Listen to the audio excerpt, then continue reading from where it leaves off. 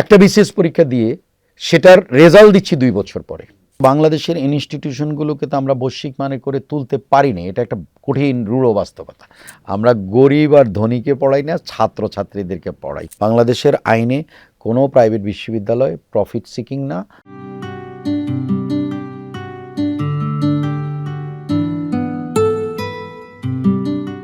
পাঠক, দর্শক, বণিক বার্তার নিয়মিত আয়োজন অন্তর্দৃষ্টিতে আপনাদের সবাইকে স্বাগত জানাচ্ছি। আজ আমরা কথা বলবো শিক্ষা খাতের নানা চ্যালেঞ্জ ও সম্ভাবনা নিয়ে। আমাদের সঙ্গে আছেন নর্থ সাউথ বিশ্ববিদ্যালয়ের উপাচার্য প্রফেসর আব্দুল হান্নান চৌধুরী। আপনাকে স্বাগত জানাচ্ছি বণিক বার্তার অন্তর্দৃষ্টিতে। স্যার, প্রথমে একটু জানতে চাইবো যে আমাদের এই যে 5 অগস্ট পরবর্তী সময়ে নানান ধরনের সংস্কারের বিভিন্ন কমিশনের কথা আমরা দেখেছি, বিভিন্ন কমিশন গঠন হয়েছে, এগুলো সবই হচ্ছে পরিবর্তনের লক্ষ্যে। তো শিক্ষা খাতে পরিবর্তনের কোনো প্রত্যাশা আপনার নিশ্চয়ই ছিল কিনা, এবং সেগুলোর কি, সেই প্রত্যাশাগুলোর কি অবস্থা? ধন্যবাদ প্রথমে বণিক বার্তা আয়োজিত আজকের এই অন্তর্দৃষ্টি অনুষ্ঠানে, যেটাতে আজকে আমাকে শিক্ষা অঙ্গন, বাংলাদেশের শিক্ষা অঙ্গন এবং শিক্ষা ক্ষেত্র নিয়ে আমরা আলোচনা করব।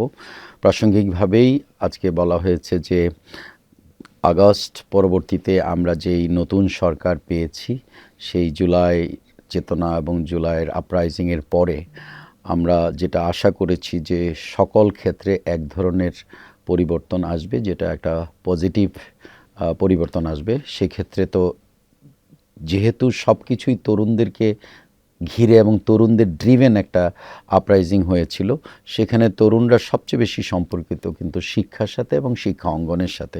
খুব স্বাভাবিকভাবেই বাংলাদেশের শিক্ষা অঙ্গন থেকে সৃষ্টি করা তাদের জন্য পরবর্তীতে যেই মানে জব অপরচুনিটি অথবা তাদের ক্যারিয়ারের জায়গায়ও ঘাটতি ছিল, এক ধরনের অপরচুনিটির স্বল্পতা ছিল, সব কিছু মিলেই তো তাদের একটা আক্ষেপ, ক্ষোভ সব পঞ্জীবিত হয়েই কিন্তু আপরাইজিংটা হয়েছিল।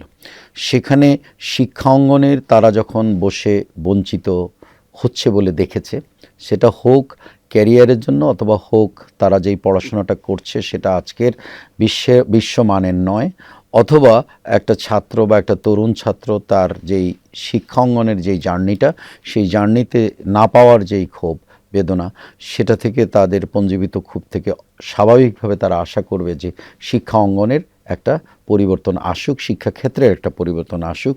এবং সে কারণেই একটা চিন্তাভাবনা এসছিল যে শিক্ষাক্ষেত্রে নতুন করে একটা সংস্কার হবে। আমরা যারা একটু একাডেমিক এবং আমরা এই আঞ্চলিক রাষ্ট্রগুলোর যেই পরিবর্তনটা দেখেছি, বিশেষ করে ভারত বা পাকিস্তান করেছে হায়ার এডুকেশন কমিশন খুবই সাকসেসফুলি। তাদের হায়ার এডুকেশন কমিশনটা এক ধরনের তাদের নিজস্ব শিক্ষাকে বৈশ্বিক শিক্ষার সাথে তাল মিলিয়ে একটা স্ট্রাকচার্ড স্ট্যান্ডার্ডাইজ মডেলে এটার কোয়ালিটি এবং এটার রিসার্চ এবং অন্যান্য উইংয়ে কোনভাবে এগোবে, তাদের কিন্তু সেই জিনিসগুলো খুব সুন্দরভাবে স্ট্রাকচার করা আছে। আমাদেরও উচিত ছিল বা চিন্তা করা উচিত ছিল, কিন্তু আমাদের এখানে কেন বা কী কারণে হয় নাই, শিক্ষা মন্ত্রণালয়ের আন্ডারে থেকে সেটা আমরা এখনও অনুধাবন করতে পারছি না। তবে আমি মনে করি যে যদি কমিশন আবার ওরকমই হয়, ধরেন আমাদের তো কিছু কমিশন আছে বাংলাদেশে, আমাদের গ্র্যান্টস কমিশন আছে, আমাদের বাংলাদেশ অ্যাক্রিডিটেশন কাউন্সিল আছে, দুইটাই কিন্তু দুই ধরনের বড় কমিশন। কিন্তু এই কমিশনগুলোর কিন্তু এক ধরনের ইন্ডিপেন্ডেন্সও আছে, যদিও মানে একটা প্রসেসের মধ্যে দিয়ে এটার মধ্যে ইয়েরা আসে। কিন্তু আমরা বিগত দিনে কি দেখলাম, আমরা দেখেছি যে এই কমিশনগুলো কিন্তু খুব ফলপ্রসূ পরিবর্তন কিন্তু বাংলাদেশের শিক্ষা ব্যবস্থায় আনতে পারে নাই। এর কারণ হচ্ছে যে আমাদের দেশে যত কমিশনে হয়, বিশেষ করে এই ধরনের কমিশনগুলো এক ধরনের গভর্নেন্স তারা সৃষ্টি করেছে, যেটার মধ্যে মূলত এক ধরনের কন্ট্রোল অথবা অ্যাডমিনিস্ট্রেশন, এটাকেই মোর ফোকাস দেন ফ্যাসিলিটেশন, যে আমরা সাহায্য করব এবং সবসময় একটা প্রক্রিয়ার মধ্য দিয়ে প্রত্যেকটা ইনস্টিটিউশনকে আমরা ধারাবাহিকভাবে নিয়ে আসব। সেই জায়গায় আমাদের ফেইলিয়ার আছে।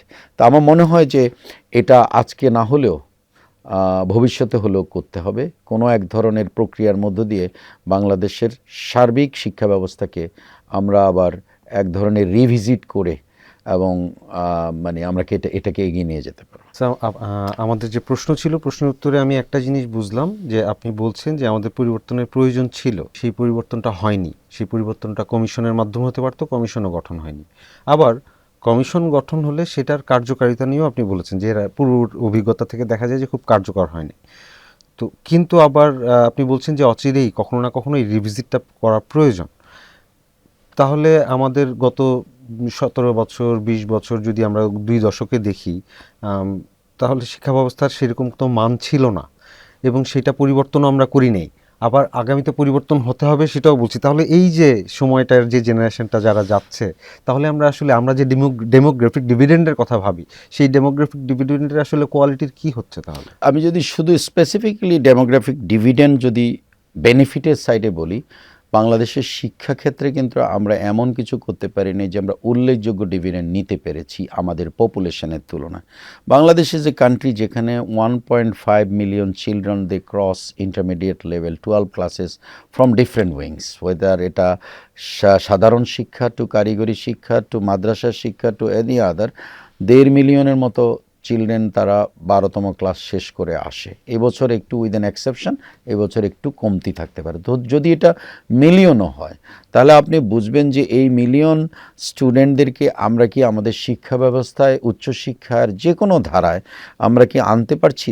তাদেরকে আমরা কোনোভাবেই আনতে পারছি না। 1, 2 নম্বর হচ্ছে যে যাদেরকে আনছি তাদেরকে যে পরিমাণ আমরা স্কিল দেওয়া, জ্ঞান দেওয়া, সেই জায়গাতে কিন্তু আমাদের অনেক বেশি কমতি আছে। অর্থাৎ আমাদের বর্তমান পৃথিবীর যেই মাপে, মানে বৈশ্বিক মাপকাঠিতে যেই জায়গাটাতে আমাদের অ্যাপটিচিউড লেভেল থাকার কথা একটা বাচ্চার, সেই জায়গায় আমরা পৌঁছাতে পারিনি ইভেন নলেজ গেইনিংয়ে বা অ্যাপটিচিউড লেভেলে।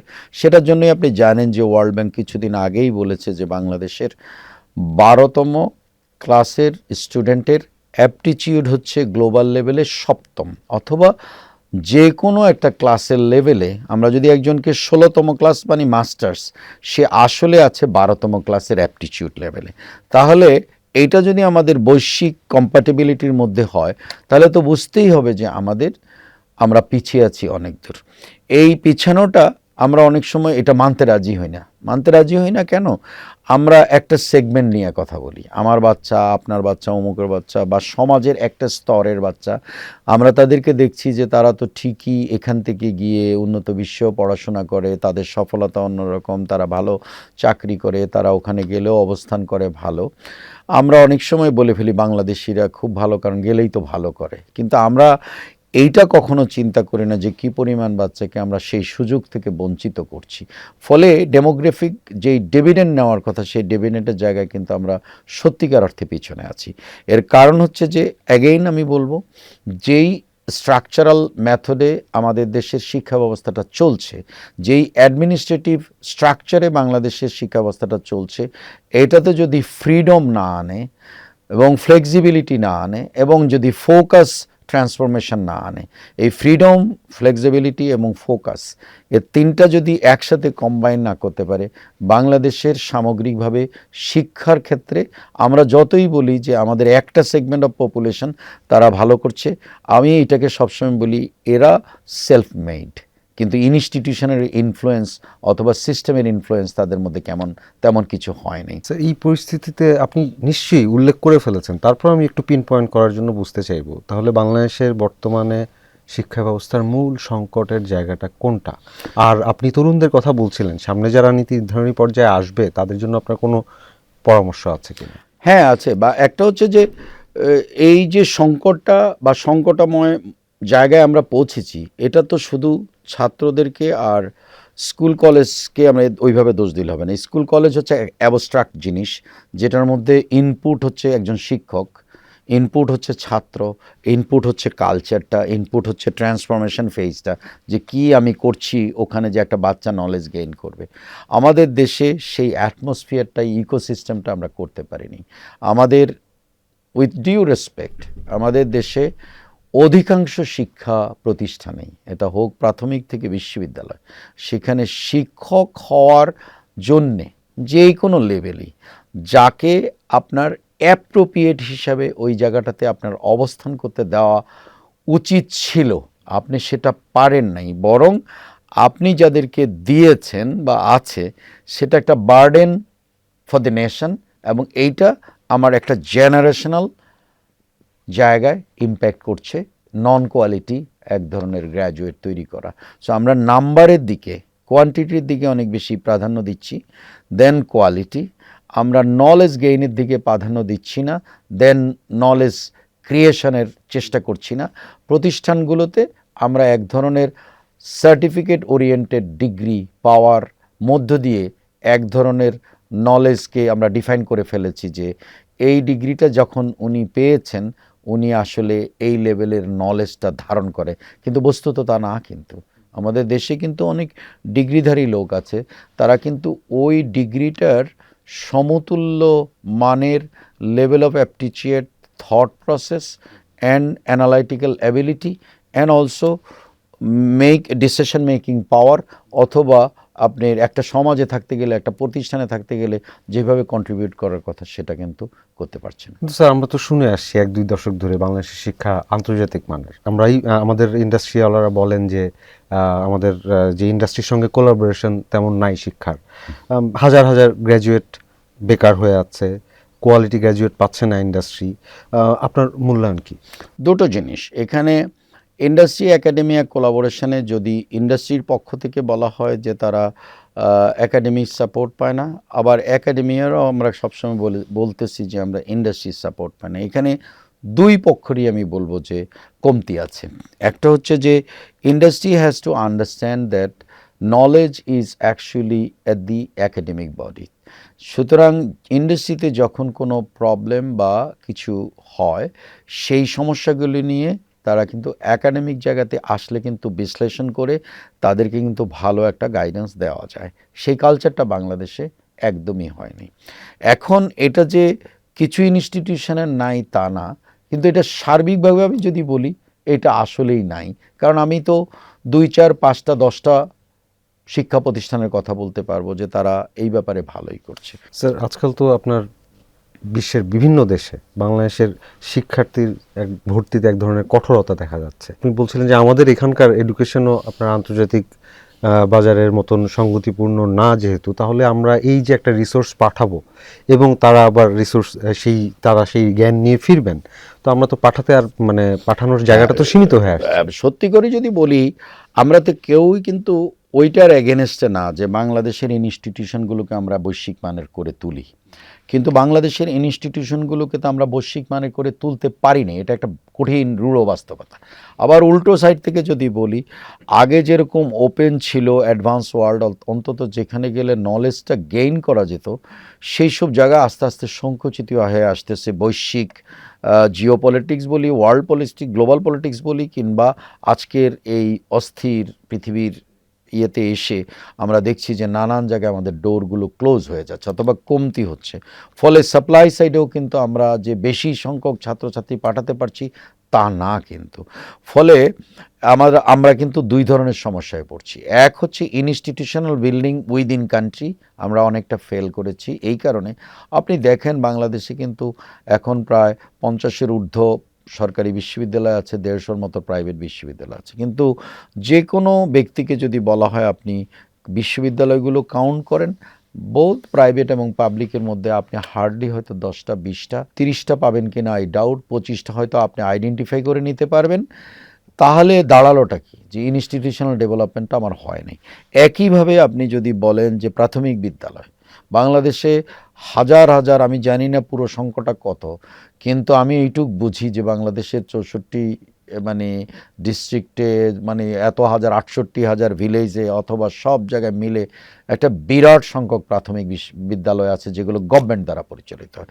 তার বাইরে কিন্তু আপনি প্রাইভেট স্কুল আছে, যেটা ইংরেজি হতে পারে, হতে এর বাইরে একটা ম্যাসিভ সেট আপ হচ্ছে যেখানে মাদ্রাসা ব্যাকগ্রাউন্ড স্টুডেন্টরা থাকে বা যায়। এটার কারণ হচ্ছে যে বাংলাদেশের সোশ্যাল স্ট্রাকচারটাকে আমাদের কোনো সরকারই কিন্তু বুঝতে চেষ্টা করে নাই। একদিকে আমাদের মাদ্রাসা শিক্ষাকে অনেকভাবে আমরা ত্রুটিপূর্ণ অথবা পশ্চাৎগামী বলে ধরে নিয়েছি, অন্যদিকে তার যেই অল্টারনেটিভ কিছু আপনি করবেন সেটাও আপনি করতে পারেন নাই। কিন্তু আপনি যদি ওদেরকেও এনরিচ করার চেষ্টা করতেন, আপনাকে যখন দেখতে হবে যে একটা সমাজ আমরা গড়েছি, যেই সমাজে কোনো ধরনের ওয়েলবিং অথবা ওয়েলফেয়ার অথবা সোশ্যাল সেফটি নেট বলে না থাকে, সেই দেশে প্রান্তিক পর্যায়ের লোকগুলোর বা তাদের বাচ্চাগুলোর কোনো জায়গায় যাওয়ার কোনো অবস্থানে নেই। তাহলে রাষ্ট্র তো সেই জায়গাটা অ্যাড্রেস করতে পারে নাই, কিন্তু আমরা সবাই সমালোচনা করছি। এগুলো হয়েছে এক ধরনের অনেকের জন্য বেঁচে থাকারও একটা অবলম্বন, যে যেখানে গেলে সে ফুড অ্যাকোমোডেশন নিশ্চিত, এক ধরনের শিক্ষা আছে। ধর্মীয় শিক্ষা কিন্তু খারাপ না, কিন্তু সেই ধর্ম শিক্ষাটার মধ্যেও যদি গুণগত মান দিতে পারতাম, পাশে আপনি তো তাদেরকে ভাষা শিখাবেন, ইংরেজি ভাষা শিখাবেন, ম্যাথ শিখাবেন, সায়েন্স শিখাবেন, আপনি যদি দুইটার কম্বাইন করে দিতে পারতেন তাহলে ভালো হতো। কিন্তু আমরা সেটা পারিনি, কারণ আমরা সেই সেক্টরটাকে আবার কমপ্লিটলি কোনো মেইন স্ট্রিমের মতো সাব মেইনও কিন্তু আমরা আনতে চাইনি। ফলে হয়েছে কি, একটা বিরাট সংখ্যক ছাত্রছাত্রী যারা ওই মাধ্যমে পাশ করে আসে, সরকার কিন্তু একসময় বলেছে যে এটা হলে ওই মাধ্যমের, এটা হলে সে মেট্রিকের সমতুল্য, ওটা উচ্চ মাধ্যমিকের সমতুল্য, সে কিন্তু ইকুইভ্যালেন্সটা করেছে কাগজে কলমে, কিন্তু ইকুইভ্যালেন্স সর্ট অফ নলেজ গেইনিংটা করেনি। ফলে সরকারের এখানে অনেক ফেলিয়ার আছে। এটাকে স্ট্রাকচার করতে গেলে যেই ধারণার লাগবে, বাস্তবতা ভাবতে হবে যে আপনি কি সবগুলোকে একসাথে ক্লোজ করে দিতে পারবেন, নাকি সবগুলোকে এক ধরনের সাপোর্ট দিবেন, সেটাকে আপনাকে চিন্তা করতে হবে।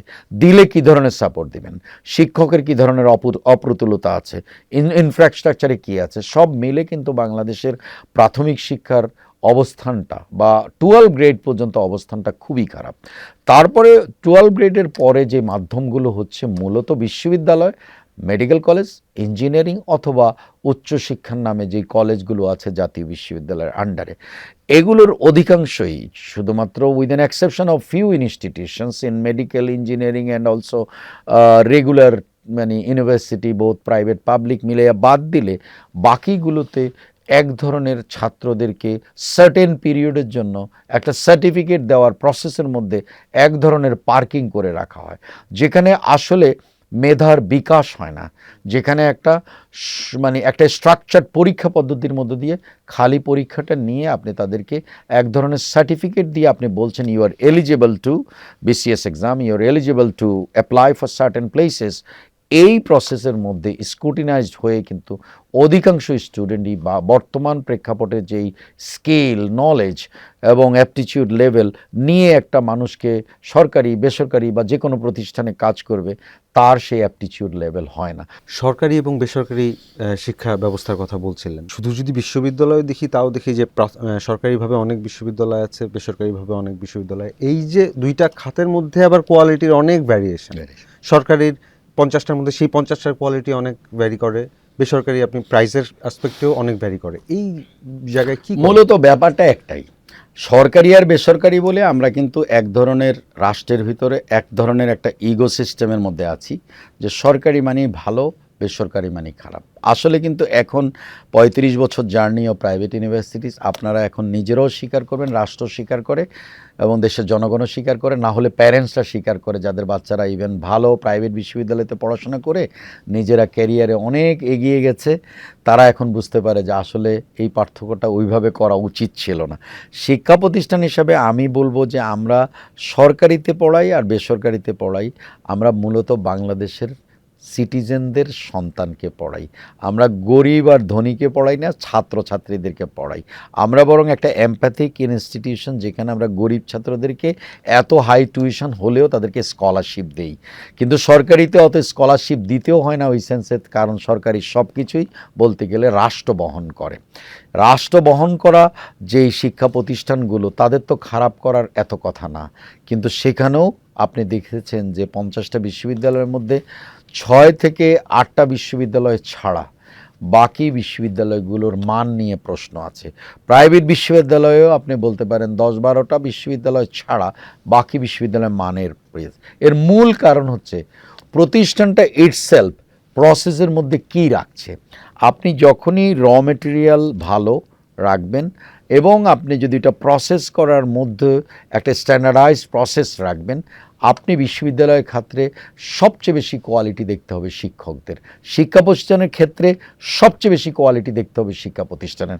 আমরা যখন স্কুলে বা প্রাথমিক বিদ্যালয়ে পড়ি, আমাদের সময় বা আমাদের বাবাদের সময় কিন্তু বাংলাদেশের স্কুলের ইনফ্রাস্ট্রাকচার অত ভালো ছিল না, কিন্তু জানেন, আপনাকে গর্বের সাথে বলি যে ওনাদের শিক্ষকরা কিন্তু অনেক হাই কোয়ালিটির শিক্ষক স্যার ছিল। একটু ইন্টারাপ্ট করি, ওই সময় 6 পাস বা 8 ক্লাস পাশের যে ইংলিশ, হ্যাঁ। এবং এখন মাস্টার্সের পরের যে হ্যাঁ, ইংলিশ, আপনাকে বলি ওই ধরনের 6 পাস বা 7 পাস যেই ব্যক্তিরা বা 9 গ্রেডের ব্যক্তিরা যেভাবে ইংরেজি পত্রিকা পড়ার অভ্যস্ত ছিল, অথবা পারত, অথবা লেখার চেষ্টা করত, অথবা বলতে পারত, এখনকার সেটা আপনি দেখবেন না। এটা না দেখার কারণ হচ্ছে আমাদের কালচার অফ দ্য ইনস্টিটিউশন। এখন যদি আমাকে বলেন নর্থ সাউথ বিশ্ববিদ্যালয়, আমরা কিন্তু যে কোনো গ্র্যাজুয়েটকে প্রথম 1.5 বছর একটা চোখে দেখার চেষ্টা করি। আপনি ইলেকট্রিক্যাল ইঞ্জিনিয়ারিং পড়ুন আর সিএসসি পড়ুন, আমার কাছে প্রথম কথা হচ্ছে আপনার ভাষা জ্ঞান, আপনার ম্যাথামেটিক্সের নলেজ, স্ট্যাম্প বেজ এডুকেশনের নলেজ, সায়েন্সের নলেজ, টেকনোলজির নলেজ, এবং জিইডি আমরা বলি যে আপনি ইঞ্জিনিয়ার হন কিন্তু আপনি আসলে একজন মানুষ। তাহলে আপনি যদি একজন সুষ্ঠু মানুষ হতে হয়, আপনি ইতিহাস জানতে হবে, পাবলিক অ্যাডমিনিস্ট্রেশন জানতে হবে, আপনি কিছুটা অ্যানথ্রোপোলজি জানতে হবে। সেই ধরনের জিইডি কোর্সের কম্পোজিশনে আমরা কিন্তু ওই কারিকুলামটা চালাই। এখানে হচ্ছে ব্যবধান, যেটা আপনি সরকারি বিশ্ববিদ্যালয়ের একটা জায়গায় হয়তো পাবেন না, যেটা কারিগরি বিশ্ববিদ্যালয় সে দেয় খুবই কম কম্পোনেন্ট। এই ডোজটা তার মেকানিজমের মধ্যে অল্প ডোজ, আমাদের এই ডোজটা অনেক বেশি। বিকজ হ্যাঁ, আমরা মনে করি যে আগে আমরা মানুষ তৈরি করি, পরে সে ইঞ্জিনিয়ার। হ্যাঁ, আর অনেকে মনে করে আমি তো ইঞ্জিনিয়ার তৈরি করব, সকল কিছু ইঞ্জিনিয়ার হবে অথবা ডাক্তার হবে। ফলে সমাজে যখন তারা কাজ করতে আসে, আপনি তাদের মধ্যে হিউম্যান কোয়ালিটিটা মধ্যে ডিফারেন্স পাবেন। আপনি দেখবেন যে বাংলাদেশের, উইথ অল ডিউ রেসপেক্ট, যদি মনে করেন যে ওনারা সবচেয়ে ব্রিলিয়ান্ট স্টুডেন্ট, কিন্তু ওনারা সবচেয়ে ব্রিলিয়ান্ট জায়গায় থাকার কথা, এবং যে সমস্ত প্রকল্প রাষ্ট্রের যেটা প্রযুক্তির সাথে জড়িত সেটাতে কিন্তু সব ইঞ্জিনিয়ার জড়িত, যেটা স্বাস্থ্যের জায়গায় সবচেয়ে বেশি ডাক্তার জড়িত, কিন্তু আপনি দেখবেন ওইটার প্রতিফলন আমরা পাইনি। আমাদের সবচেয়ে খাত, মানে লুজিং খাত, বিকজ তাদের ম্যানেজমেন্টের জ্ঞানের অভাব, তাদের সমাজের জ্ঞানের অভাব অনেকের। আমি এটা জেনারেলাইজ করব না, আমাদের দেশে বহু আছে, কিন্তু আমার বক্তব্য একটাই, let we not differentiate the graduates regardless of their degree, what degree they have got. তারা সবাই এক ধরনের গ্র্যাজুয়েট, কিন্তু তারা কন্ট্রিবিউট করবে যার যার ফিল্ডে উইদাউট এনি ইগো। কিন্তু আমরা ইগোর জায়গাটাতে বেশি নিয়ে গেছি। একটা সাধারণ ছাত্রকে সাধারণ বিশ্ববিদ্যালয়ে যখন পাশ করে কোনো সাবজেক্টে, তার জায়গায় তাকে একটা মানসিক জায়গার মধ্যে ফেলে দেওয়া হয়। কারণ হচ্ছে আমাদের দেশের সব কিছুই কিন্তু আমরা স্ট্রাকচার করেছি একটা রেজাল্ট ভিত্তিক জায়গায়, কিন্তু আসলে কিন্তু হিউম্যান বিংকে শুধুমাত্র তার অর্জিত রেজাল্ট দিয়ে কখনো ডিফাইন করা উচিত না। একটা হিউম্যান বিং সে একটা প্রসেসের মধ্যে দিয়ে একটা এডুকেশন পাবে, কিন্তু তার রিয়েল লাইফে সে অনেক বেশি কন্ট্রিবিউট করতে পারে, no matter what degree and what grades or what result they have done. তাহলে আমাদের এডুকেশন সিস্টেমটা তাহলে কি হলো? আমাদের এডুকেশন সিস্টেম হয়েছে যে আমি ডিফাইন করেছি কিছু সাবজেক্ট বেস্ট, সুতরাং আমার ডেফিনেশনে এই সাবজেক্টগুলো পড়লে তারা বেস্ট স্টুডেন্ট এবং তারাই বেস্ট থাকবে সবসময়। এই ধারণাটা যতদিন বাংলাদেশ রাখবে, সেই বাংলাদেশ এগোবে না। সেটা আমাদের সিভিল ব্যুরোক্রেসির মধ্যে আছে, সেটা আমাদের ডিফেন্স ব্যুরোক্রেসির মধ্যে আছে, সেটা আমাদের সব ধরনের ক্যাডারের মধ্যে আছে। কারণ আমরা মনে করেছি যেই ছাত্রটা প্রাইভেট জব করে, যেই মানুষটা অন্য ধরনের একটা কাজ করে, সামাজিক প্রকল্পে কাজ করে, অথবা এনজিওতে কাজ করে, অথবা একটা প্রাইভেট প্রতিষ্ঠানে কাজ করে, আমরা অনেক সময় তাদেরকে আমাদের লেন্সে একটু ডিফারেন্টভাবে দেখি। এই যে ডিফারেন্ট দেখা, এটার মধ্যেই কিন্তু এক ধরনের বৈষম্যতা আছে, গলদ আছে। এটাকে আমাদেরকে করতে হবে যে knowledge is here and there and everywhere, এবং এটাকে আমাদেরকে যেদিন আমরা বুঝবো যে আমি একটা পরীক্ষায় জীবনে একবার ভালো করেছি বলে আমি একজন বিসিএস অফিসার হয়েছি, এটা সার্টেন টাইমের সার্টেন রেফ্লিকেশন, এবং ওই রিফ্লেকশনস থেকে আমি এই জায়গায় বসছি, সুতরাং আমার মধ্যে কোনো ইগো থাকবে না।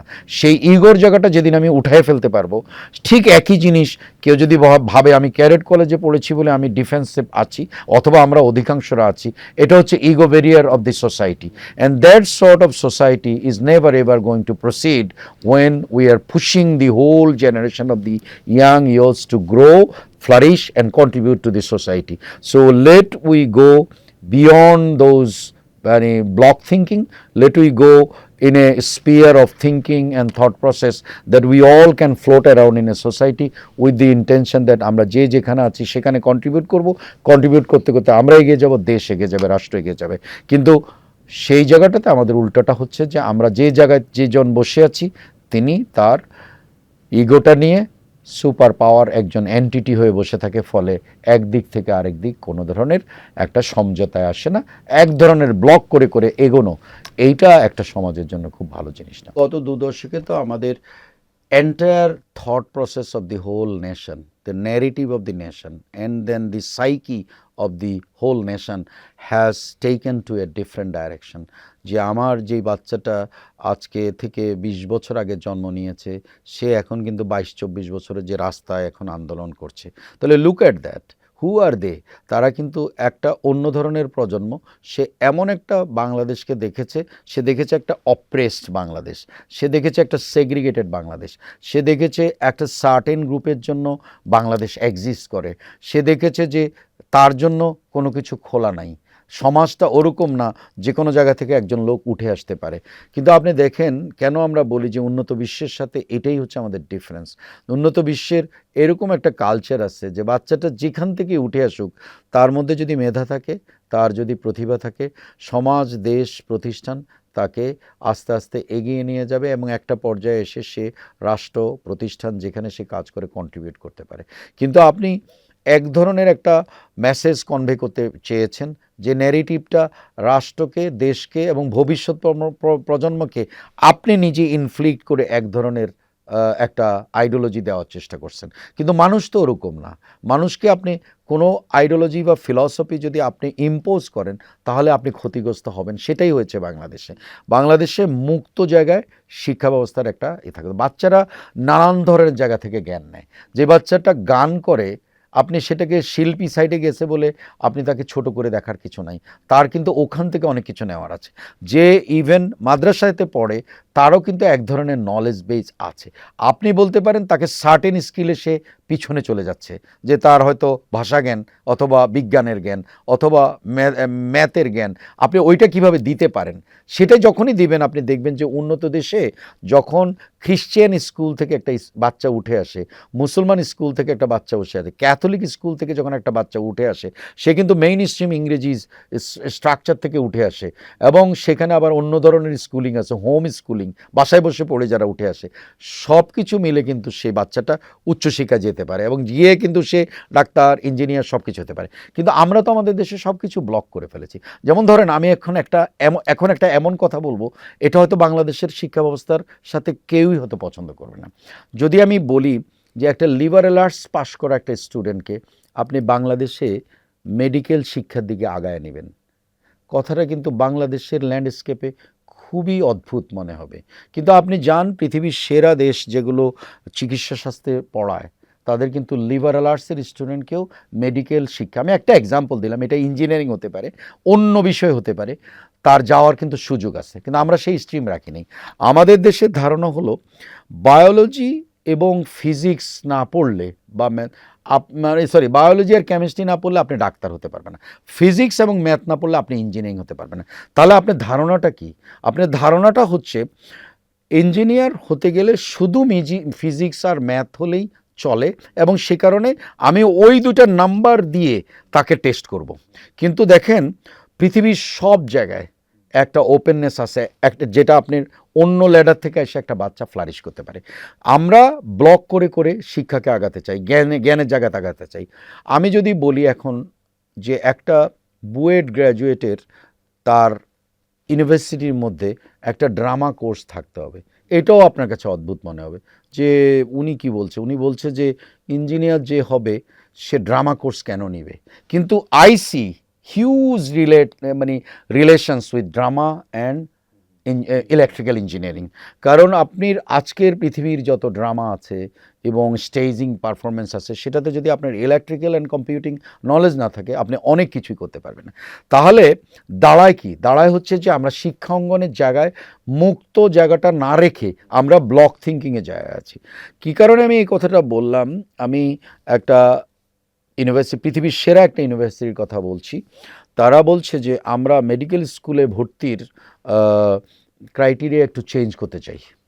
তো আমি জিজ্ঞেস করলাম যে কী চান আপনারা, এখন কী চান? বলে আমরা এখন চাচ্ছি যারা ডাক্তার হবে তাদের আগে ব্যাচেলর অফ ইঞ্জিনিয়ারিং ডিগ্রি থাকতে হবে।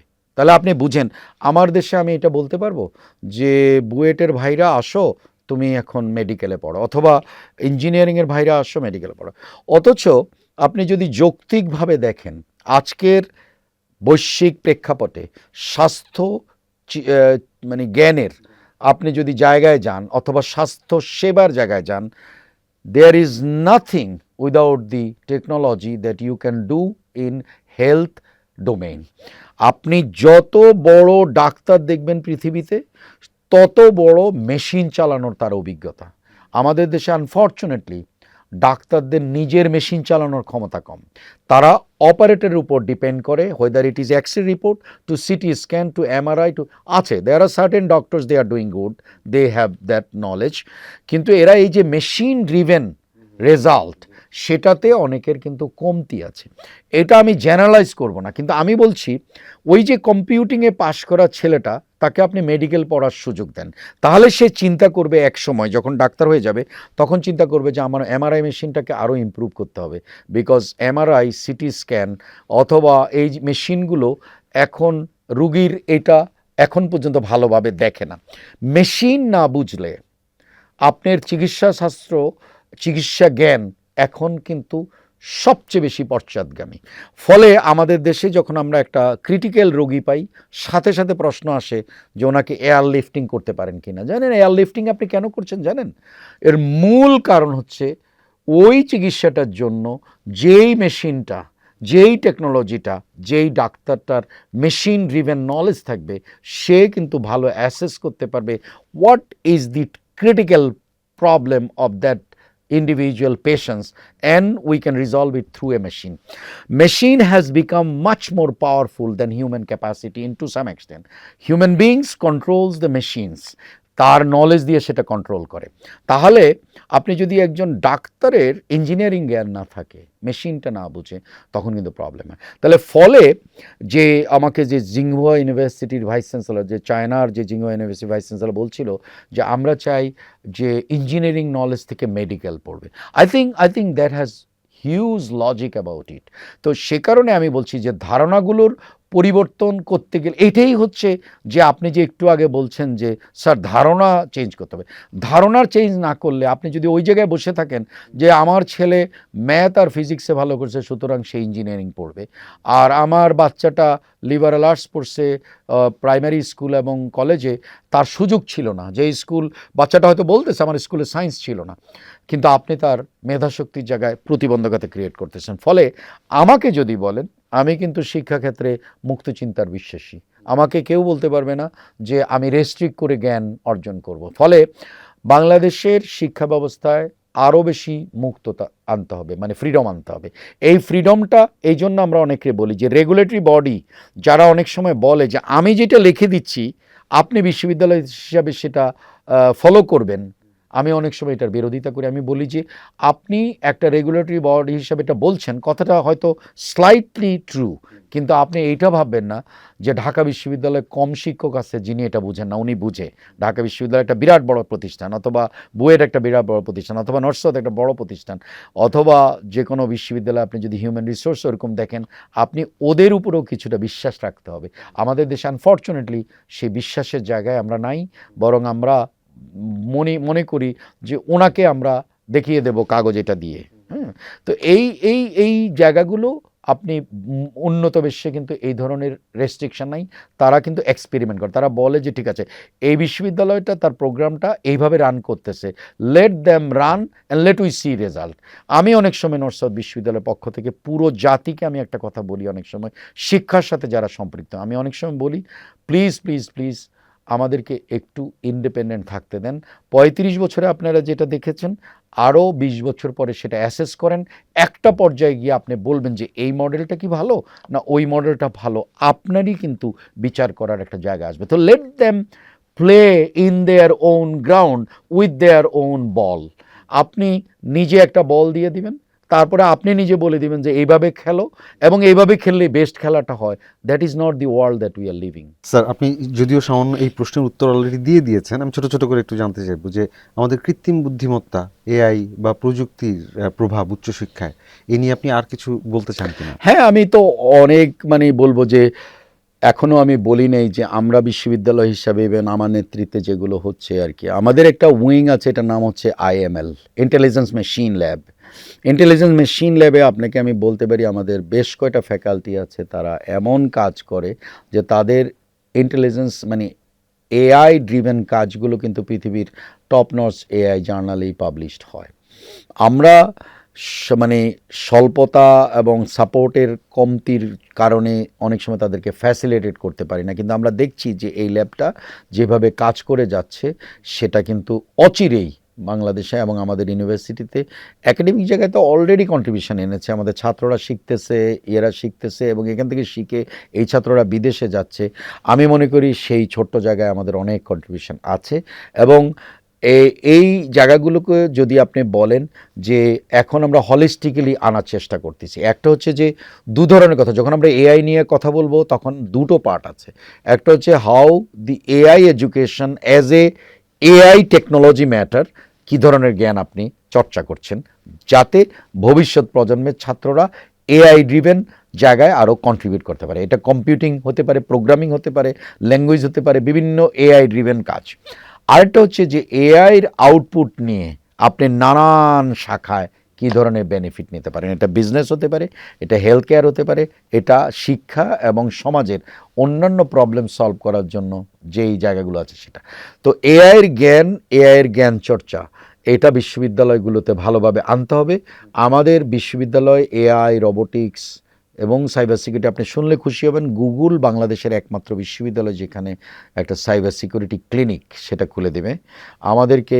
আমরা সরকারের সহযোগিতায় নর্থ সাউথ ইউনিভার্সিটিতে একটা ইনোভেশন হাব করব, আমরা গ্র্যান্ট পাইছি। আমাদের এখানে একটা ফ্যাব ল্যাব হবে খুবই আধুনিক। আমরা একটা স্টার্ট আপ উইংস আছে যেটার জন্য আমরা সবসময় প্রাউড যে north south the first university in Bangladesh, যারা বহু বছর থেকে স্টার্ট আপ করে তরুণদের মেধা এবং তরুণদের এন্টারপ্রেনিউরিয়াল জ্ঞানের চর্চা করছে এবং সেটা থেকে আমাদের দেশে সাকসেসফুল এন্টারপ্রেনারশিপ আমাদের নিজেদের গ্র্যাজুয়েটদের অনেক আছে এবং আমরা এটা অন্যদেরকেও এখন এই জ্ঞান দিচ্ছি। আমরা শুধু নিজেদের স্টুডেন্টদেরকে শুধুমাত্র পড়াই না, অনেক সময় এন্টারপ্রেনিউরিয়াল জার্নির জন্য নারী এবং ব্যবসায়ী এবং সমাজের নিচের স্তরের জনের জন্য আমাদের সাপোর্ট আছে। এবং নতুন করে আমরা এখন প্রাথমিক বিদ্যালয়ে কিভাবে পরিবর্তন আনা যায় সেটার জন্য আমরা কোলাবোরেশন করছি, যে কিছু প্রাথমিক বিদ্যালয়ে শিক্ষকদের পরিবর্তন আনতে হবে, সেটা আমরা এক্সপেরিমেন্ট করছি থ্রু ইয়ে। সুতরাং নর্থ সাউথ বিশ্ববিদ্যালয় একটা কমিউনিটি ড্রিভেন, বাংলাদেশের ইন্ডিজিনিয়াস প্রবলেম এবং আমাদের রাষ্ট্রীয় অবস্থানে সামাজিক সমস্যা এবং অন্যান্য অনেক জিনিস নিয়ে কিন্তু আমরা কাজ করতেছি। আমি মনে করি এটাই হচ্ছে বিশ্ববিদ্যালয়ের কাজ। বাংলাদেশের যেই প্রান্তিক পর্যায়ে যেই সরকারি বিশ্ববিদ্যালয়গুলো আছে তারা কিন্তু ওই লোকাল জায়গাটাতে যদি এগ্রি সমস্যা থাকে অথবা যেটার আমাদের সামাজিক সমস্যা থাকে, সেই সমস্যার সমাধান নিয়ে যখন বিশ্ববিদ্যালয়ের ভিতরে কাজ করবে তখন আপনি বুঝতে পারবেন যে সে কিন্তু কন্ট্রিবিউট করতে সোসাইটিতে।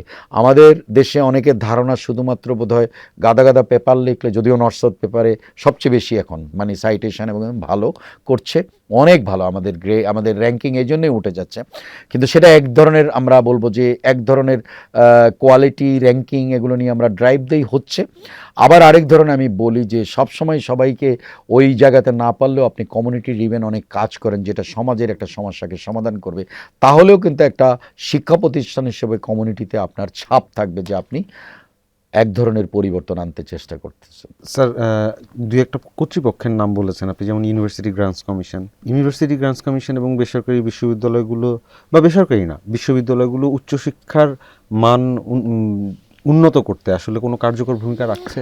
এক হচ্ছে যে আমরা ইউজিসিকে সবসময় ক্রিটিসিজম করলেও ইউজিসি কিন্তু আবার ইউজিসি ড্রিভেন, আমরা একটা হিকাপ প্রজেক্টের মাধ্যমে বাংলাদেশের সকল প্রাইভেট এবং পাবলিক বিশ্ববিদ্যালয় IQAC, institutional quality assurance sell গঠন হয়েছে। এই সেলগুলো কিন্তু যেই প্রজেক্টের মাধ্যমে এটা করা হয়েছিল 2 বছর চালানো হয়েছে, তারপরে কিন্তু প্রতিষ্ঠানগুলো চালায়। এখন প্রতিষ্ঠানের ব্যাপার, যেমন আমরা খুব ইউনিক হইতে চালাচ্ছি ওটা, আমরা এবং বাইরের জ্ঞান এনে কোয়ালিটি ইমপ্রুভমেন্টের জন্য কাজ করছি, অন্যরাও নিশ্চয়ই করছে, এবং যে করবে তার স্ট্যান্ডার্ডাইজ জায়গায় সে আরও উপর দিকে যাবে। আরেকটা হচ্ছে যে ইউজিসির এগুলোই করা উচিত, যে আপনি বলে দেবেন যে আপনাকে আমরা মানে আউটকাম বেস কারিকুলাম আপনাকে ইমপ্লিমেন্ট করেন, আমরা করছি, সেগুলো আমরা আউটকাম অ্যাসেসমেন্ট করি, সেটা ভালো। আমি বলবো এই সব ধারণাগুলো যখন তারা কাগজে কলমে দেয়, দিজ আর গুড।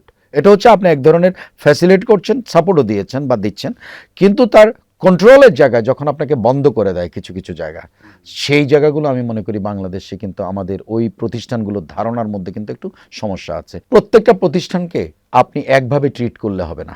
2, প্রত্যেকটা প্রতিষ্ঠানকে আপনি একই জায়গায় আনতে গেলে এক সময় হবে না। 3, আপনি ক্যাটাগরি করে টায়ার 1, টায়ার 2, টায়ার 3 করে আপনি এগুলোকে এই ধরনের সাপোর্ট দিবেন, ওগুলোকে এই ধরনের সাপোর্ট দিবেন, তাহলে দেখবেন যে প্রতিষ্ঠান হবে। আপনি যদি পার্শ্ববর্তী দেশ দেখেন, ভারত, আমরা ওদের অনেক ভালো দিক নিয়ে গল্প করি, কিন্তু ওই রাষ্ট্রেই কিন্তু আমাদের চেয়ে ইকুয়ালি ব্যাড বলবো না, আমাদের চেয়ে ওয়ার্স প্রতিষ্ঠান আছে, কিন্তু আমরা ওদের হাইলাইটেড প্রতিষ্ঠানগুলোর কথা বলি, যেগুলো আসলে হাইলাইটেড, স্পেশালি আইআইটিস অ্যান্ড অলসো আইআইএমস অথবা আইএসবি যেগুলো বলি। তার মানে কি, প্রত্যেকটা নেশনের কিছু আইকনিক প্রতিষ্ঠান থাকতে হয় যেটা বেস্ট। এখন বাংলাদেশে যদি আপনি একটা হসপিটাল জানতেন যে এটা বেস্ট ইন ক্যান্সার, তাহলে আপনার ক্যান্সারের সমস্যা এই দেশের রাষ্ট্রের ভাবেই কমে যেত। আপনি যদি জানতেন যে এটা বেস্ট ইন হার্ট, আছে আমাদের 2-4টা যে নাই তা না, কিন্তু আপনি এগুলোকে আরও সাপোর্ট দিয়ে, এগুলোকে আরও স্কেল আপ করে আপনি ম্যাস পিপলের জন্য আপনি করতে পারেন। তো ফলে দাঁড়ায়টা কি, দাঁড়ায় হচ্ছে যে আপনি সকল প্রতিষ্ঠানকে একই লেভেলে সবসময় আনতে পারবেন না, যতই আপনি চাপ দেন। ফলে আপনার pace of pressure and administrate and also have confidence with certain, because এরা একটা থ্রেশহোল্ড ক্রস করছে, অন্যদেরকে এই থ্রেশহোল্ডে আনতে হবে, এইভাবে স্ট্র্যাটেজি করতে হবে, ওইভাবে হলে হবে না। তো আমরা অনেক সময় একটু বিরক্ত হই, অনেক সময় যখন দেখি যে সাদা কাগজে যেই চিঠিগুলো আসে সেটা মনে হয় এটা আমাদের জন্য না, কিন্তু আমরাও সেটা কমপ্লাই করতে হয়। বারবার আপনি যখন একটা প্রতিষ্ঠানকে বা একটা জায়গাতে একই কথা বলবেন, আপনি নিউ কোনো কিছু করতে পারবেন না। তো আমরা ঘূর্ণন চক্রের মধ্যে থাকি, এবং সরকারি জায়গাতেও কিন্তু একই জিনিস আমি মনে করি, তাদেরও কিন্তু পরিবর্তন আনতে হবে। কারণ আমি তো শিক্ষা ব্যবস্থা নিয়ে কথা বললে শুধু প্রাইভেট নিয়েও বলবো না, পাবলিক নিয়েও বলবো না, আমি বলবো ভালো মন্দ সব জায়গায় আছে, এবং আমাদের সবগুলোকে আটায় হনন। কিন্তু কেউ যদি আমাকে বলে বিশ্ববিদ্যালয়ের কি সংখ্যা খুব বেশি মনে হয়, আমি বলবো পপুলেশনের তুলনায় কিন্তু বাংলাদেশে এখনও উচ্চশিক্ষার প্রতিষ্ঠান কম আছে। কিন্তু উচ্চশিক্ষা প্রতিষ্ঠান কালকে একটা দেয়া হলে সেটা রাইট কোয়ালিটির হবে কিনা, সেই ব্যাপারে আমার প্রশ্ন আছে। প্রাইভেট ইউনিভার্সিটির যেসব চ্যালেঞ্জ আপনি মুখোমুখি হচ্ছেন, তার মধ্যে প্রধান কি একটা চ্যালেঞ্জ সেটা বলবেন, আর নর্থ সাউথ বিশ্ববিদ্যালয়ের ভবিষ্যৎ পরিকল্পনা। প্রাইভেট ইউনিভার্সিটির মধ্যে প্রধান চ্যালেঞ্জ হচ্ছে আমাদের গভর্নেন্স পার্টে যখন ইউজিসি ড্রিভেন অথবা বোর্ড ড্রিভেন কোনো জায়গায় যদি আমাদের জন্য প্রতিবন্ধকতা হয়, সেটা একটা। আর আমরা এখন যেই পর্যায়ে আসছি নর্থ সাউথে, আমি বলবো যে নর্থ সাউথ এখন একটা 350 বিঘা জমির উপরে একটা প্রজেক্ট শেষ করে আগামী প্রজন্মের তরুণ ছাত্রছাত্রীর জন্য একটা বড় ক্যাম্পাস আনবে, যেটা কোনোভাবেই কিন্তু একটা সরকারি ইউনিভার্সিটির ক্যাম্পাসের চেয়ে কম হবে না। এবং আমরা বিশ্বাস করি যে আমরা বাংলাদেশের তরুণ প্রজন্মের ছাত্রছাত্রীদের জন্য, গার্ডিয়ানের জন্য, দেশের জন্য আসলে একটা ভালো ইকোসিস্টেম, এডুকেশন ইকোসিস্টেম দিতে পারবো, যেখানে ডর্ম থাকবে, হোস্টেল থাকবে, ইয়ে থাকবে। এখন আমার তো অনেক প্রতিবন্ধকতা, কারণ আমি যখন ভাইস চ্যান্সেলর হয়েছি আমি দেখেছি আমাদের বিশ্ববিদ্যালয়ের কেনা জমিগুলো আগের সরকারের একটা সার্টেন মানে পৃষ্ঠপোষক বা যেটাই হোক, আমাদের একটা হাউজিং আমাদের অনেকগুলো জমি নিয়ে চলে গেছে, সেই জমিগুলো আমাকে দখল করতে হয়েছে। এইটা কিন্তু একটা ইউনিক প্রবলেম, এটা কোনো সরকারি ইউনিভার্সিটি হবে না। তাহলে সরকার তো সেই ব্যাপারে কিছুটা সহযোগিতা করা উচিত, যে এদের গ্রোথের জন্য যে জায়গাগুলো আছে সেই জায়গাতে প্রতিবন্ধকতা কি, সেখানে কোনো সাপোর্ট লাগবে, তাদের সেই সাপোর্টটা দেওয়া উচিত। এই কারণে যে আমার যদি আজকে সরকারি হতাম তাহলে তো আমার জায়গাটা নির্দিষ্ট থাকতো। এখন আমি বাউন্ডারি ওয়াল তৈরি করতেছি 4.5 কিলোমিটার, আমার প্রতিনিয়ত কিছু প্রতিবন্ধকতা, তাহলে আমার গ্রোথে তো এই একটা জমির কাগজ, একটা জমির দলিল, এই নানান ধরনের যে সংকট, এই সংকটটা কিন্তু প্রাইভেট অ্যান্ড পাবলিকের মধ্যে ডিফারেন্ট, এবং নর্থ সাউথের সাথে অন্য সকল সরকারি ইউনিভার্সিটির সাথে ডিফারেন্ট। কারণ সরকারি বিশ্ববিদ্যালয়গুলো একটা বিল্ডিং করার জন্য যেভাবে সরকারের কাছ থেকে টাকা পায়, আমাদের কিন্তু সারপ্লাস মডেল থেকে বিশ্ববিদ্যালয় গড়তে হয়েছে। এই পর্যন্ত আপনারা জানেন এখন 30,000 স্টুডেন্টের আমাদের সংস্থান আছে, এবং আমাদের এখানে আরও 20-30,000 স্টুডেন্টের জায়গা হবে উইথ ডর্ম। এই ফ্যাসিলিটেশনটা আমার তো মনে হয় বাংলাদেশের জন্যই আমাদেরকে দ্রুত আনা উচিত। কিন্তু সেটার জন্য কি আমি রাষ্ট্রীয় বা আমাদের সমাজ ব্যবস্থা সেইটুক সহযোগিতা আমাদেরকে করবে? তার মানে কি? তার মানে হচ্ছে আপনি এক ধরনের ধীর গতিতে অগ্রসর হবেন।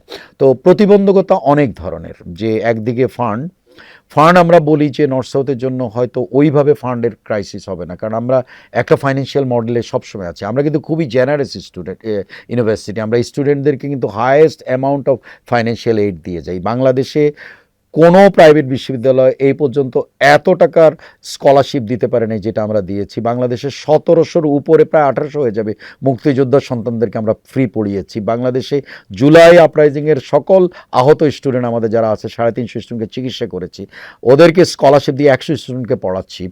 এবং বাংলাদেশের প্রান্তিক পর্যায় থেকে আসা গরিব ছাত্রছাত্রীদের জন্য আমরা মেধা স্কলারশিপ দিয়ে যাচ্ছি, এবং যারা মেধা অনুসারে ভালো করে তাদের জন্য মেধা স্কলারশিপ আছে। তাহলে আপনি দেখবেন যে একটা প্রাইভেট বিশ্ববিদ্যালয়কে সবসময় আমরা যে লেন্স দিয়ে দেখি, সমাজ দেখে যে এটা বোধহয় টাকা নিচ্ছে শুধুমাত্র প্রফিট করার জন্য। কিন্তু আমি অনেক সময় বলি যে আমি যে বিদেশ থেকে শিক্ষকগুলো আনছি তার বেতনটা কে দিবে? আমাকে তো সরকার টাকা দেয় না, আমাকে ছাত্রদের টাকা থেকে আয় করে তাদের বেতন দিতে হয়। ফলে এর ভিতরে আমার গ্রোথ মডেল চিন্তা করতে হয়। গ্রোথটা কার জন্য করছি?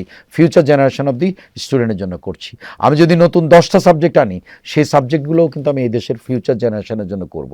ফলে এটাকে কোনো দিন মানে পাবলিক প্রাইভেট হিসাবে আপনি সেগ্রিগেট করবেন না।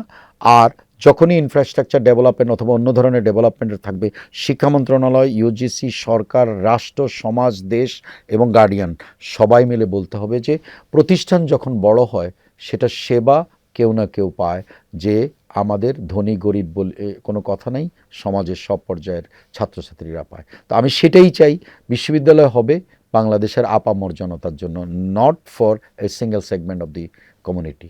একটা লেন্স বাংলাদেশের শিক্ষা ব্যবস্থার ক্ষেত্রে আছে যে বাংলাদেশের শিক্ষা ব্যবস্থাটা কি আসলে বা বিশ্ববিদ্যালয়গুলো কি আসলে ব্যবসা না শিক্ষা, এই লেন্সটাকে আপনি কিভাবে? এটা আমি এটা একদম অস্বীকার করব না, কিন্তু আমি এটুকু বলতে পারি, বাংলাদেশে যেই সব শিক্ষা প্রতিষ্ঠানগুলো প্রাইভেটে পরিবার দ্বারা নিয়ন্ত্রিত, নট ট্রাস্ট দ্বারা নিয়ন্ত্রিত, সে জায়গার মধ্যে এই সমস্যাটা কিছুটা থাকতে পারে।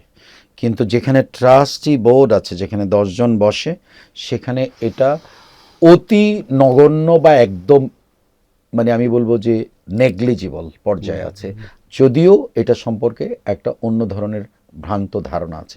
বাংলাদেশের আইনে কোনো প্রাইভেট বিশ্ববিদ্যালয় প্রফিট সিকিং না, এরা নন প্রফিট।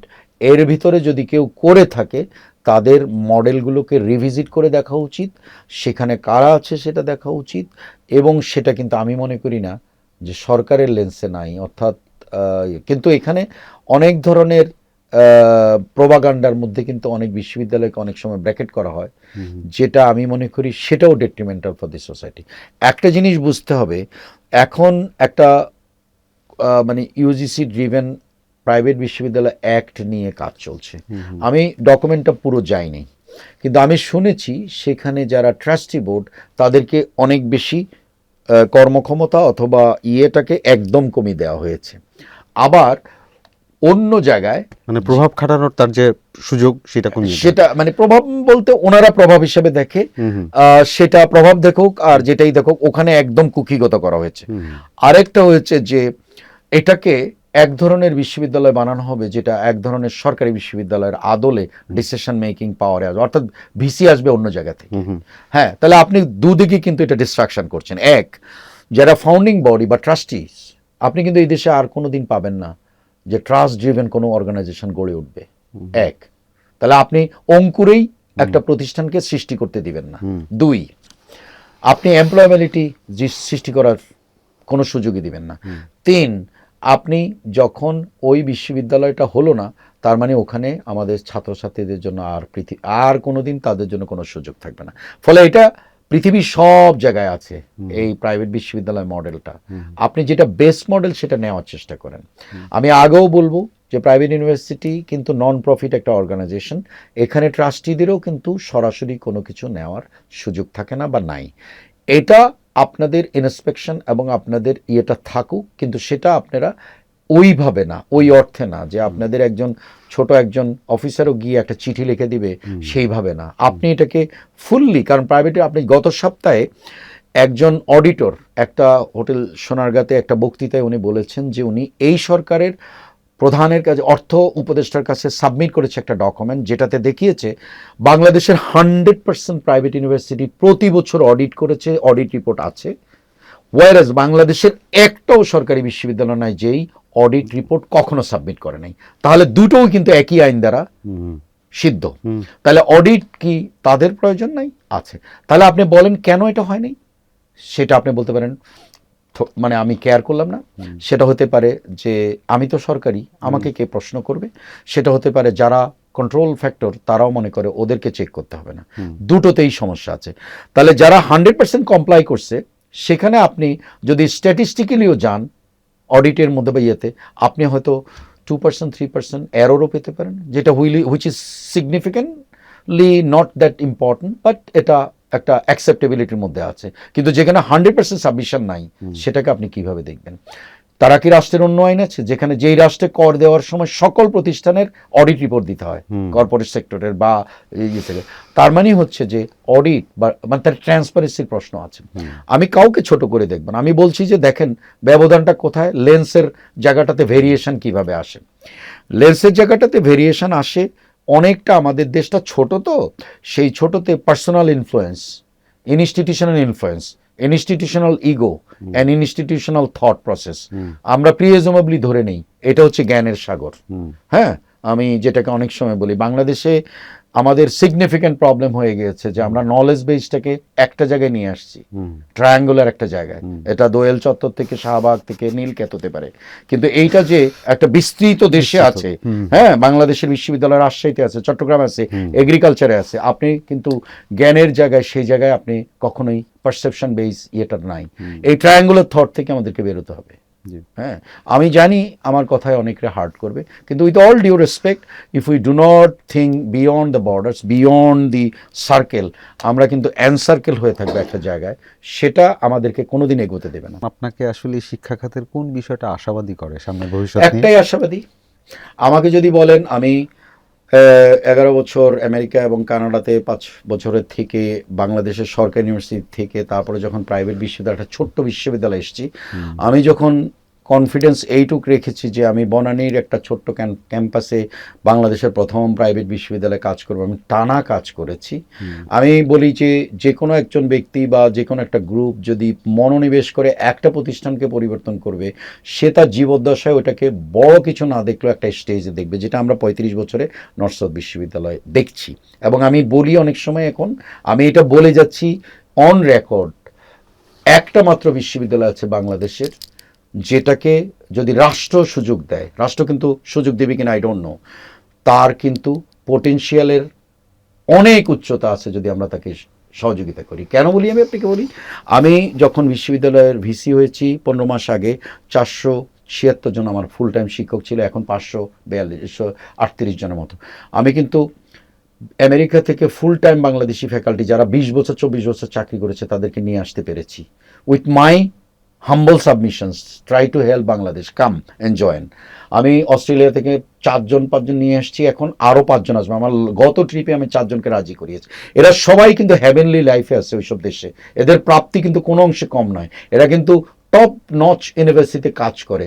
এরা যখন আসতে সাহস করতেছে, আর আমি যখন দেখি আমারই ছাত্রী স্ট্যানফোর্ড থেকে পিএইচডি করে এসে বাংলাদেশে জয়েন করতেছে, তখন আমার আত্মবিশ্বাস এই জায়গায় যে বাংলাদেশ আসলে পরিবর্তন হবে। কারণ আমাদের তরুণ ছাত্রছাত্রীদের মধ্যে অনেকে কিন্তু অনেক ধরনের আশার আলো দেখে, যেটা আমাদের সকল ব্যর্থতা আমাদের নিজেদের মাঝে নিয়েও আমরা বলি যে এটাকে নার্চার করলে, এই সংখ্যাটাকে বাড়াতে পারলেই একদিন বাংলাদেশ দাঁড়িয়ে যাবে।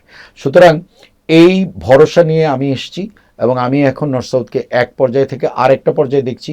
আসলে এটা কিন্তু অন্যরকম একটা পর্যায়ে এখন আছে, যেটা এখন নেক্সট লেভেলে নিতে আর 20 বছর কাজ করলে কিন্তু ইউনিকলি আপনি বাংলাদেশের মধ্যে একটা ইনস্টিটিউশন আইডেন্টিফাই করতে পারবেন, যেটা ক্লিয়ারলি ডিস্টিংটিভলি ডিফারেন্ট। আপনি যদি সবাইকে একমাত্রায় দেখতে চান, Bangladesh has a fundamental problem.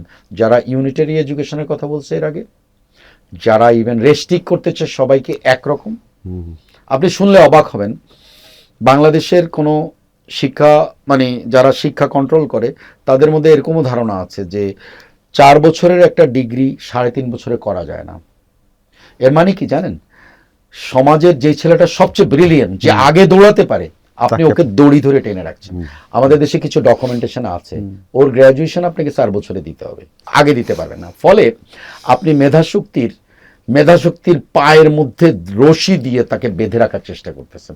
There are fast runner, there are slow runner, there are runners those who are going to finish the, আমরা যেটাকে ম্যারাথন বলি, একটা সার্টেন টাইমে সেও কিন্তু কমপ্লিট করে। তাহলে আপনি ফাস্ট রানারদেরকে স্লো রানার সাথে কিভাবে ইয়ে করবেন? আমাদের রাষ্ট্রের চিন্তার মধ্যে সেই জিনিসটা নাই। আমাদের এই দেশে অনেক মেধাবী ছাত্র আছে যারা একটা 3 বছরের 4 বছরের কারিকুলাকে, মানে 4 বছরের কারিকুলাকে 3.5 বছরে শেষ করতে পারে। আমরা যে সিস্টেমে চালাচ্ছি, ও কিন্তু তখন বিদেশে গিয়ে কিন্তু ঠিকই আবার মাস্টার্স করে ফেলতেছে। সে কিন্তু ওয়ার্ক লাইফে অনেক আগে যাচ্ছে, সে তার কর্মজীবনে কন্ট্রিবিউশনের জায়গায় অনেক লম্বা থাকবে। হোয়ারেজ আমরা কি করছি, আমরা একটা বিসিএস পরীক্ষা দিয়ে সেটার রেজাল্ট দিচ্ছি 2 বছর পরে। হ্যাঁ, আমরা কিন্তু মেধাবী ছেলেগুলোকে বিসিএস এর একটা লম্বা প্রক্রিয়ায় ফেলে একটা বিরাট চাঙ্কে পরে থ্রো আউট করি। ওরা আর কোনো জায়গায় অ্যাডজাস্ট করতে পারে না, কারণ তার ক্যারিয়ারের জায়গায় চলে যায়। ফলে কোনো সিস্টেমে এরকম হওয়া উচিত না। হ্যাঁ, আপনি তো সিলেক্ট করবেন সিলেক্ট ফিউ, কিন্তু আপনি একটা বিরাট গ্রুপ থেকে একটা সিলেক্ট ফিউ নেবেন, সেটার জন্য আপনি বছরব্যাপী 2 বছরব্যাপী একটা প্রসেস রাখলেন। আপনি ওইটার আশায় সবাই দৌড়াচ্ছে, একটা বিরাট গোষ্ঠী পরে ড্রিফটেড হচ্ছে অতি সাধারণ জায়গায়, খুব বড় জায়গা আশা করেছিল। ফলে সিস্টেম এটা হওয়া উচিত না, এটা কোনো ভালো সিস্টেম না, বুঝছেন?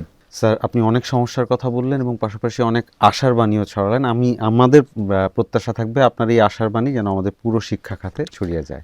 পাঠক, দর্শক, আমরা কথা বলছিলাম দেশের শিক্ষা খাতের সম্ভাবনা ও চ্যালেঞ্জ সহ নানা দিক নিয়ে। আগামীতে নতুন কোনো খাত নিয়ে আলোচনায় ফিরবো। সেই পর্যন্ত সবাইকে ধন্যবাদ।